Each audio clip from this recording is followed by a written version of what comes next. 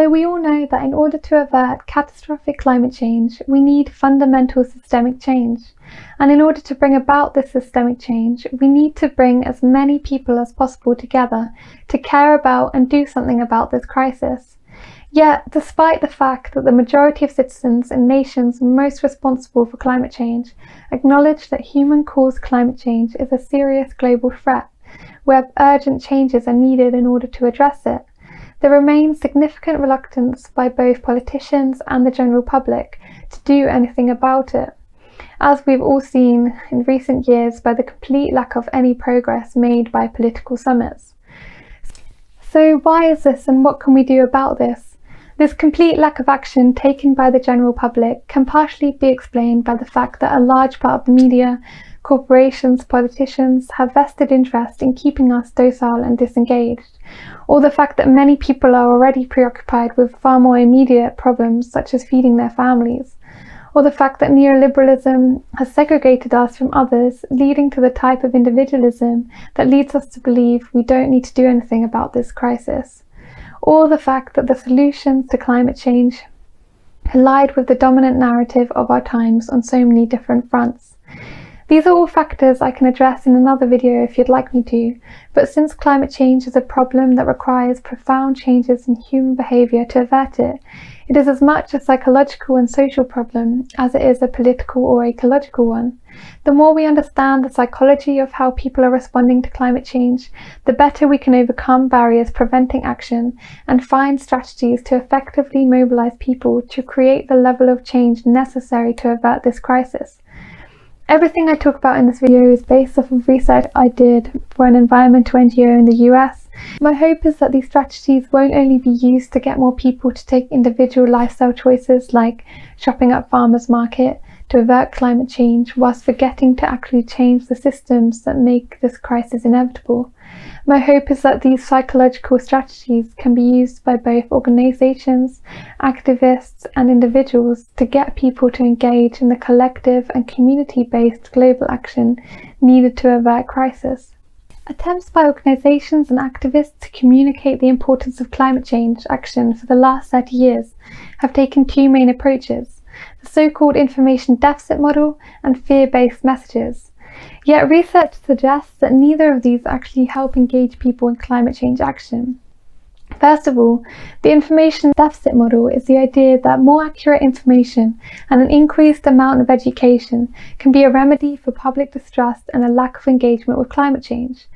Yet whilst evidence suggests that information provision may help increase awareness of climate change, research repeatedly demonstrates that it is insufficient to get people to take action on climate change solutions. In fact, the more science and evidence accumulates, the less concerned the public is. There are several reasons for this. First, the public are generally more uncertain about the solutions to climate change than they are about its characteristics. Given that climate change is a global problem with global consequences, people's belief that their individual action will have any impact at all is often extremely low. So regardless of how compelling the information provided is, if people don't feel that they can do anything to help mitigate climate change, they are unlikely to engage in climate change solutions. Fear-based, alarmist, doomsday messages are equally inadequate at galvanising public action on climate change. The Oxford Institute of Journalism found that more than 80% of all news on climate change had employed the disaster frame. As climate activists, we always love to point out the gravity of the problem in order to get people to care. Vice President Al Gore's famous film An Inconvenient Truth documentary trailer pitched it as the most terrifying film you will ever see, and images of a drought-stricken Earth, famous cities underwater as sea levels rise, and hurricane devastation are all too frequent in our climate change communication attempts. And a poignant recent example is the Intergovernmental Panel on Climate Change's recent report that warned we have just 12 years to address climate change before it's too late, which is quite a terrifying report without presenting solutions to the crisis. And all this does is increase people's feelings of hopelessness, powerlessness and apathy, because these messages convey the enormity of the problem to solve, making us feel burnt out and overwhelmed and mentally fatigued, and make people think that they will never be able to do anything to change it. So what's the point in even trying? and leads people to distract themselves and blame others, or triggers defense mechanisms and causes people to switch off, or simply become resigned to the disaster. Research has shown that the fear and guilt these messages induce has a pacifying effect on people, reducing people's ability to come up with solutions to the problems and making us think the problem is exaggerated. Because if it's really such a big problem, wouldn't the international community be asking us to do more to solve it? To overcome these barriers, the literature repeatedly highlights the need for us to provide messages that stimulate a sense of agency in individuals. Several studies have found a direct correlation between agency-enhancing messages and likelihood of engaging in climate change solutions.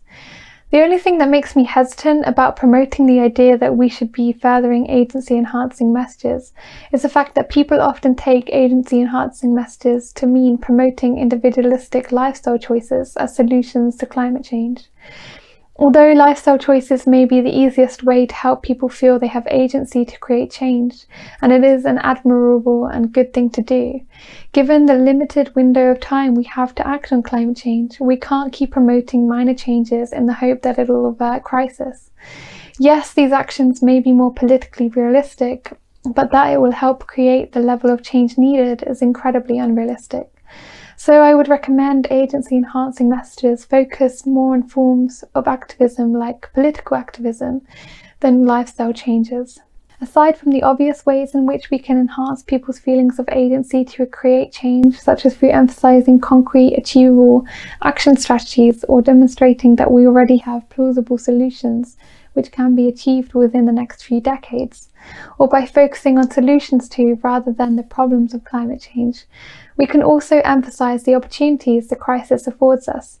For example, a vision of the world addressing climate change can create greater global collaboration across racial, religious, gender and ethnic divides, a healthier environment, more resilient communities, creating a just society, offering opportunities for those who are unemployed, lack healthcare, struggle with mental health, more hope, a tangibly better life. Agency-enhancing messages shouldn't mean we should just try and reassure people, because this has been found to be the least effective strategy to increase how much people care about an issue. A far better strategy is to focus on challenge rather than threat messages. Another key strategy that can enhance people's sense of agency and can get people to take action is appealing to social group norms. Research has shown that it is through social comparison with others that people validate and alter their actions. People want to seem normal and to be like everyone else. The two types of social group norms relevant to us are descriptive and prescriptive. Prescriptive social norms contain information about how people should act, and descriptive social norms describe how others are acting, such as saying everyone's doing this and it's normal to do this. When people use and combine these, they can have a powerful influence on others. For example, the more people hear the people around them discuss the risk of climate change, and the more it's viewed as something within their social circle that requires an action, the more it enhances an individual's own risk perception and desire to act. Similarly, even if people know they should be taking political action to stop climate change, but no one around them is doing it, people will be more likely to also do nothing, because that's what they see everyone else is doing. The logic is, if everyone else is doing it, it must be the right thing to do. Social group norms can have a particularly strong influence when it comes to climate change, because climate change is often viewed outside of people's norms of attention, the social rules that determine what's acceptable to recognise or discuss. But I believe it's also something we can leverage to get people engaged with climate change solutions. Some examples of how leveraging social norms has been effective are field experiments from 290 households in California, which found that when people are informed about the average energy consumption of their neighbours, they tend to adjust their own energy consumption to conform to this norm. And another study found there to be a 36% hotel towel reuse increase when a card stating most people reuse their towels, rather than a card describing the environmental benefits of reusing them, was used. As a result, climate change communication strategies that have been found to be effective take advantage of prescriptive social norms through stories of how ordinary people, aka not environmentalists, or well-known and respected people, people they feel they trust or feel they have a strong affiliation to, are engaging with climate change. such as engaging in political activism, or highlighting descriptive norms such as the high degree of scientific agreement, 97%, that anthropogenic climate change is happening. In order to utilize social norms, you can model the type of behavior you want to see in others, such as engaging in climate or anti-capitalist activism, and make it very visible to them and explain the reasons for your actions, as well as expressing how rewarding it is to take political action and show to everyone how much you care about climate change and how its impacts intersect with so many other issues, such as race, gender, class. People are more likely to do it too if they see a reward come from it, and internal self-motivating reasons for taking action are much more sustainable and influential than external benefits and rewards. This way you will show it's normal to engage in climate activism, and others will see this and want to conform to this social norm. I can personally really relate to this one because I knew all about the negative environmental, ethical and human impacts of meat and dairy consumption, but I justified it because everyone else around me was also eating animals. It wasn't until I started following vegan YouTubers online and it became more of a social norm to me that I also became vegan. I guess I aim to have the influence on others that those YouTubers had on me by being part of a community that creates a different type of social norm for people that may be beneficial. Research repeatedly highlights that one of the most significant things that stops people from caring about or taking action on climate change is that climate change is more often than not presented as a geographically, spatially, analytically and temporally distant risk that represents an uncertain future loss for society. Due to the unseen and intangible character of climate change, the public perceive its impacts to be spatially and geographically distant, aka it will happen to other people at another time and another place, and consequently people are less likely to do anything about it. This problem is exacerbated when climate activists and the media highlight the distant impacts of climate change, such as sea level rising or increasing temperatures, often using spatially distant images such as polar bears perched precariously on melting ice caps to communicate their messages. This creates a distancing effect where climate change is seen as an impersonal problem, remote in time and space, a far-off threat, or as impacting animals and habitats rather than humans, making us care less about trying to prevent it from happening. The greater the distance you are from the event, you feel like it's not that important, and this also creates an optimism bias and loss aversion. An optimism bias is the tendency to believe that other people are more likely to be affected by the same risk, and loss aversion refers to where people have a cognitive bias for instant gratification, and people have a tendency to prefer to avoid losses over acquiring equivalent gains. To make matters worse, we also tend to seek out information, not for the purpose of learning new things, but to support our already held viewpoints. Impacts are already happening and that they pose a local, regional or national threat as opposed to highlighting distant global climate change impacts. Psychologists argue that this leads to a more personal framing of climate change, enabling individuals to see its local relevance and giving the public a sense of agency to make a change. This may include highlighting increased bushfires, the spread of disease, crop failures, drought. The importance of framing climate change as locally, regionally, personally relevant is evident from several studies that have shown a direct correlation between geographical exposure to climate hazards and engagement with climate action. The perception of climate change as temporally remote, psychologically distant future threat is a further barrier that climate change communication literature repeatedly references as a hindrance to public engagement with climate change solutions. An oft-cited explanation for the temporal distancing of climate change is that climate change messages have overwhelmingly focused on the future consequences of climate change over varying timescales, e.g. 50 to 150 years away. Making matters worse, charts and graphs used by institutions like the Intergovernmental Panel on Climate Change position the facts in a way that creates psychological distance, typically ending in the year 2100 or showcasing targets that are distant, like the 2100 Paris Agreement goals.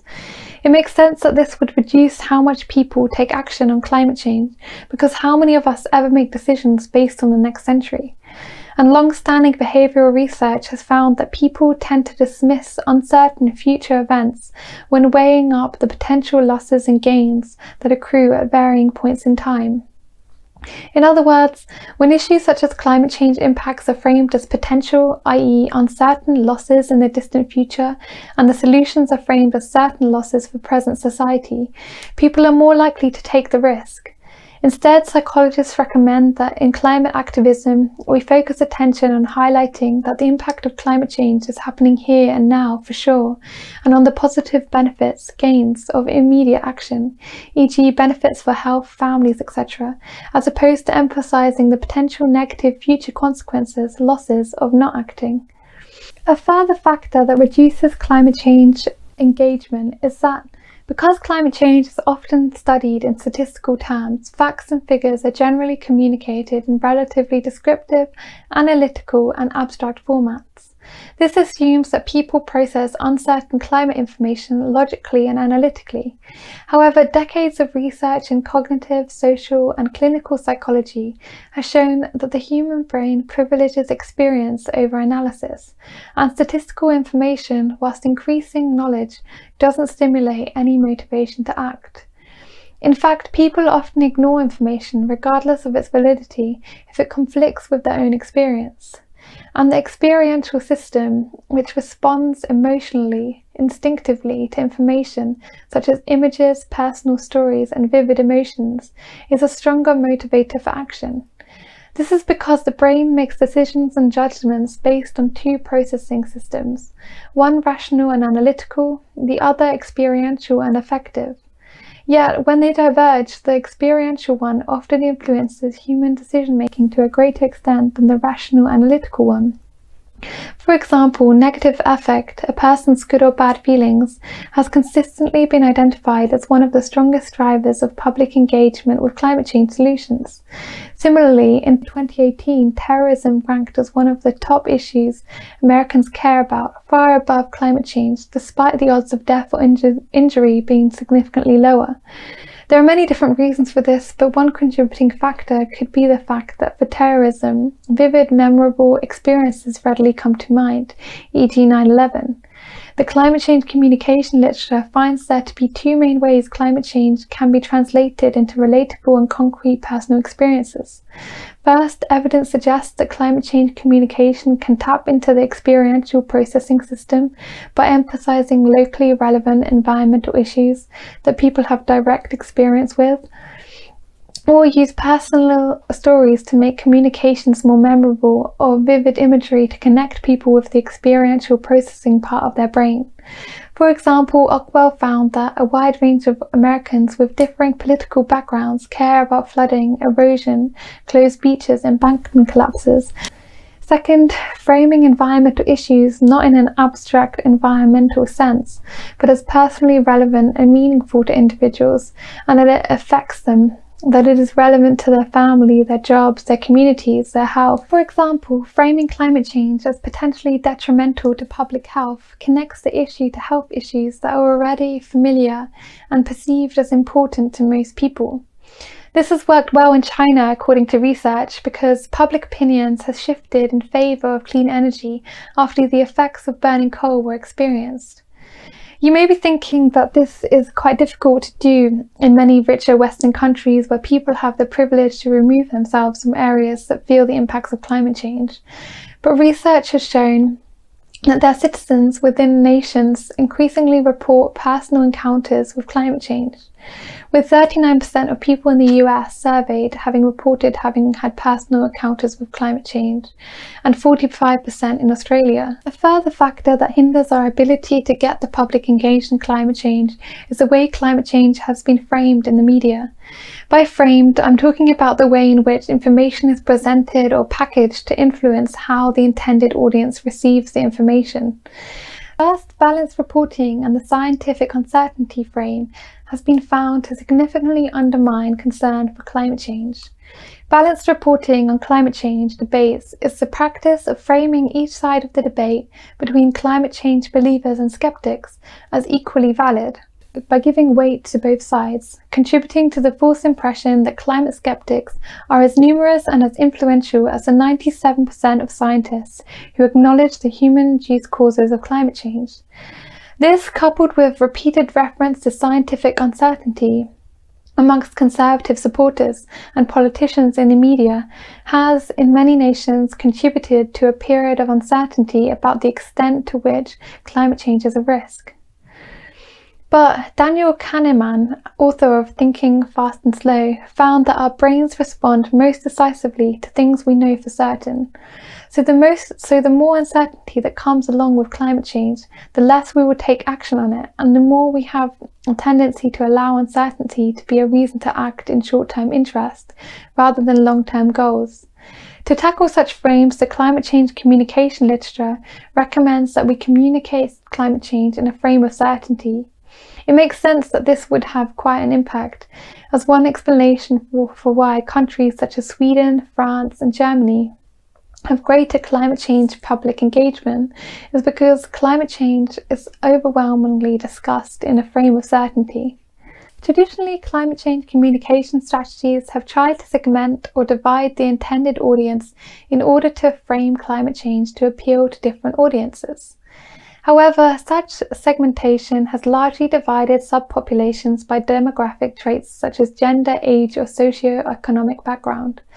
However, such segmentation isn't enough to engage the interpretive frames of different target audiences. For example, as we all know, in the US there are deep partisan divisions in belief and engagement with climate change. The majority of Republicans question the validity of climate science and dismiss action to tackle the problem, while an increasing majority of Democrats accept climate science and are far more publicly engaged in climate change action. This partisan division in climate change engagement remains even after factoring in education, age and social background. Thus, segmentation on demographic lines alone is ineffective.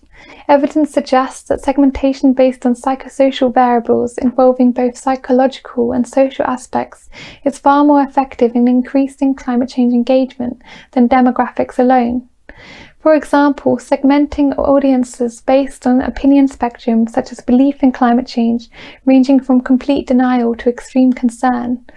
To be honest, I'm not sure what the best way to do this is, as more research needs to be done on which variable is most effective at galvanizing support, but it's definitely something to bear in mind, and I will link below several other booklets created to guide you on how to provide climate messaging to suit different audiences. Another issue with using statistics and facts to try and convey the problem of climate change is that psychological studies show that they have a dulling effect on people, and what really mobilizes action is individual stories. One experiment gave participants the option to donate to one of 3 charities based on which one they preferred. The first would be given to one child, the second to address malnutrition amongst 21 million hungry people, the third to one person, but the hunger was presented as part of a background of global hunger with some statistics thrown in. People were far more willing to donate to the first scenario than any other, and several similar studies have highlighted similar results. This relates to what is called the identifiable victim effect, which refers to how people are more willing to help a single identifiable victim than many faceless victims. Whilst these experiments were about donations, whereas we are talking more about moving people to engage in different forms of activism, I think recent examples really highlight how effective single stories can be at mobilizing change.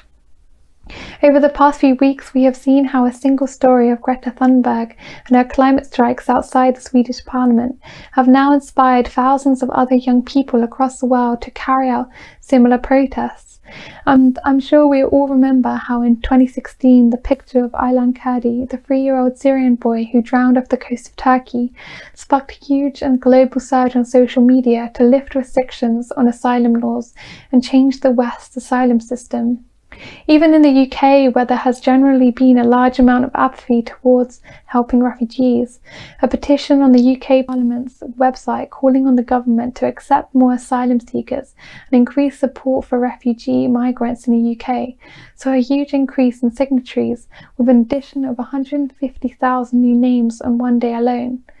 Whilst it's questionable whether these really changed anything, the point still stands that even though most people have for years been well aware of the plight of refugees dying at sea and having little status or rights in the EU, it was the image of one boy or a single story that really motivated people to take more action. Research suggests that relating the importance of climate change engagement to individuals' values can help increase engagement with climate change.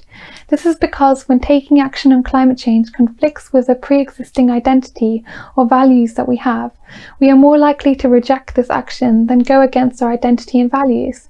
This can lead to cognitive dissonance, which is a feeling of discomfort we get when we are made aware of an opposing idea that is not consistent with our current beliefs, identity and values. According to dissonance theory, we have an intrinsic desire to resolve this dissonance to protect our self-worth. According to Pear, identity trumps truth any day. This leads people to deny climate change because the logic goes, if I believe the doubters and deny its existence, then my dissonance goes away. For example, most calls for climate action may go against conservative values and identity by promoting greater government intervention and regulation. I personally disagree with the solutions that are promoted by the climate change communication literature for this, but I'll mention them anyway, as you can make up your own minds about it. Essentially, climate change communication strategies have tended to focus on appealing to individuals' self-transcendent values, framing the problem as an issue of social justice, animal welfare, or inequality of consumption. However, relatively recently there has been a shift towards attempting to appeal to self-enhancement values, values that are more individualistic and hierarchical instead. This is because research suggests that an emphasis on self-transcendent values simply serves to cause the type of cognitive dissonance I mentioned and helps to polarize individuals along value-based lines, meaning those endorsing self-enhancement values, such as success, individualism, and rewards, believe that such solutions would be an implicit attack on their values, and only engage in climate change solutions if it is in their individualistic self-interest. To overcome this barrier, it is argued that climate change communication should frame climate change engagement not only as appealing to self-transcendent values, but also to self-enhancement values. For example, by promoting climate policy solutions that maintain the autonomy of the free market, like enhanced nuclear power capacity, or by reversing the traditional depiction of climate change solutions as having negative consequences to the economy. One advocate of this approach is Yale's Dan Kahan, who conducted research on individuals who had extrinsic values, polling subjects on their views on climate change. The subjects who were given news stories on how climate change could be solved through anti-pollution became even more skeptical about the facts about climate change, whereas those given a news story where nuclear power was the solution were more open to the facts that humans caused climate change, even though the scientific facts presented were identical in both stories. Virginia and John T. Yost have also conducted parallel research at NYU with similar findings. Both research parties therefore argue that environmentalists should seek climate change action by framing it as less offensive to conservative values, that solutions should be presented as being more about national security or patriotism, or protecting the economy and promoting solutions such as nuclear power or geoengineering. This advice has been hugely influential, with green groups, think tanks and political parties reframing climate change as being about all these things that conservatives are supposed to care about, and nothing to do with how to prevent catastrophic climate change. I believe this approach is problematic for several reasons. First, the strategy doesn't even seem to work despite the increasing influence of climate change oriented towards extrinsic values in recent years. Conservative opposition to climate action has only hardened in this period, and research finds that when the motivation is extrinsic, the action taken is unlikely to be sustained once the incentive is removed, and the action taken is unlikely to extend to other domains of behaviour. Whereas intrinsic motivation is far more likely to be sustained for a longer period of time. A recently published report presents evidence that even those who are very extrinsically orientated can easily be motivated to place greater emphasis on intrinsic values. The biggest issue for me is that appealing to extrinsic values can undermine the collective action needed to stop climate change. Advocating climate action on the grounds that it will save money or preserve the market reinforces the idea that the main reasons for action are finances or the market, rather than the fact that we are facing climate catastrophe. And rather than challenging the very values that got us into this mess in the first place, capitalism and disaster denialism, it reinforces those values. By promoting things like nuclear power and geoengineering, they are promoting the same reckless, short-term values that fueled the problem in the first place. Promoting values such as patriotism prevents the global cooperation needed to avert crisis by pitting countries against each other rather than encouraging cooperation. In the words of Naomi Klein, how can we create change so that the people responsible for the crisis do not feel threatened by the solutions? How, they ask, do you reassure members of a manic, megalomaniacal elite that they are still masters of the universe, despite the overwhelming evidence to the contrary? The answer is you don't. You make sure you have enough people on your side to change the balance of power and take on those responsible. So those are all the strategies I have time for today, but if you know of any other psychological strategies that are effective at mobilizing change that I've left out, or if you have any ideas of how we can effectively utilize the factors I've mentioned in our activism, or if you disagree with any of the points I've made, I'd be really interested to hear what you have to say. And thank you for taking the time to listen to me and for watching, and please consider liking and subscribing if you want to, but you don't have to. Thank you.